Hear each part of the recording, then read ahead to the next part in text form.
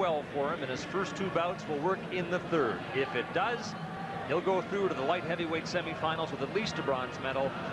This then shapes up as the biggest fight of Troy Ross's young career. The opponent is Vassily Jirov of Kazakhstan, nothing less than number 3 in the world. We talked about the tough draw the Canadians got at these games.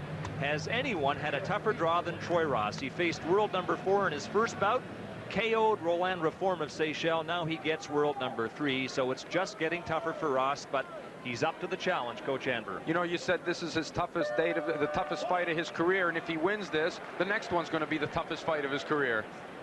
He's the youngest member of the Canadian team, but he showed poise and patience beyond his 20 years in his KO victory over Reform of Seychelles.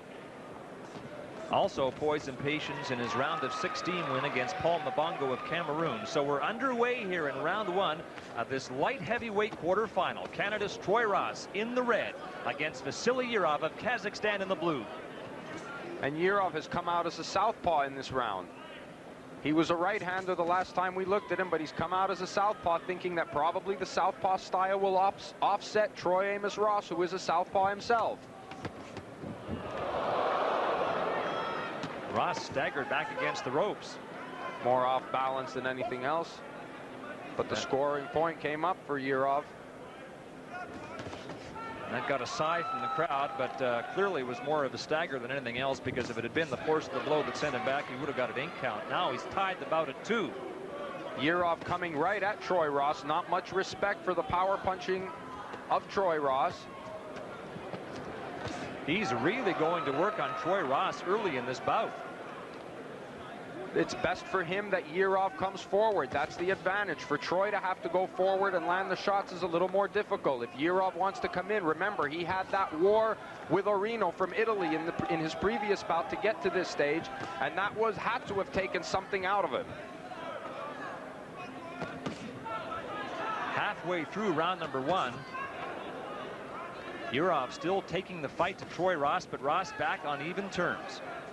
And what's difficult when you're in there with a southpaw is that the right hook doesn't become as effective as it is against a right-hander, because you're obviously turned further away. So it's a short punch to begin with, and the fact that you're turned away makes it harder to reach. But he reached it there.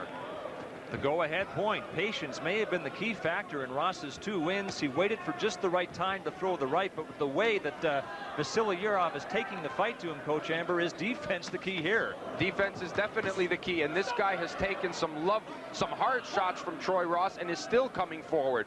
Now, he's been throwing the harder of the 2, so let's just see if he's got anything in the reserve tank by the time the 3rd round comes along. He doesn't look like he wants it to go to 3.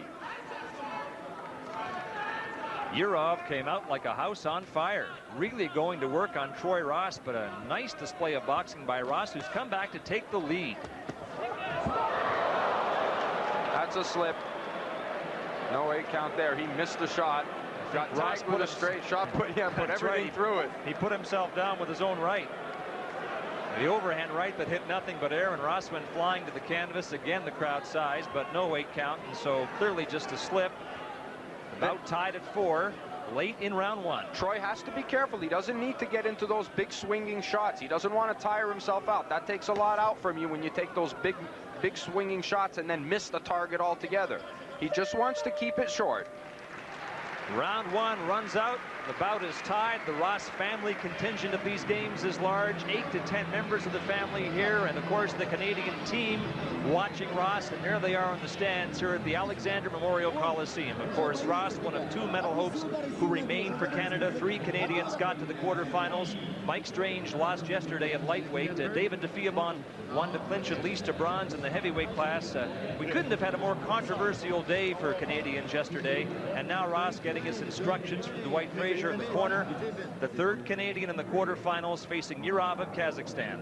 There was the exchange. That was the tumbling shot. Troy was throwing a shot at the same time and got clipped on the top of the headgear. No knockdown there, just an off-balance shot. Here's the big wind-up from Troy Ross. He can't afford to be missing with shots like that. Look at the perimeter that punch took. He was going for the home run shot there.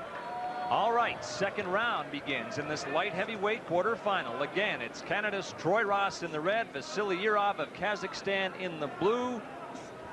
And they are on even terms to begin this round. Jirov continues to box as a southpaw.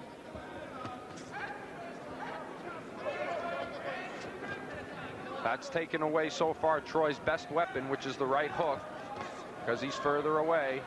And Troy has to be very careful. He must continue to finish with the right hook, even though, there it is again, the big shot that he's falling off balance with.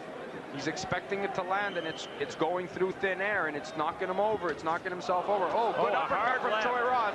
Troy's hurt. A hard left from Vassily Jirov has staggered Troy Ross, and he'll take a standing 8 count. The hook from Jirov caught Ross flush. Suddenly, Jirov is in front by 3. There it is again, underneath. Southpaws hate to fight southpaws. The left starting to be the payoff punch for Vassily Jirov. There it is again. Troy just has to keep moving away from it.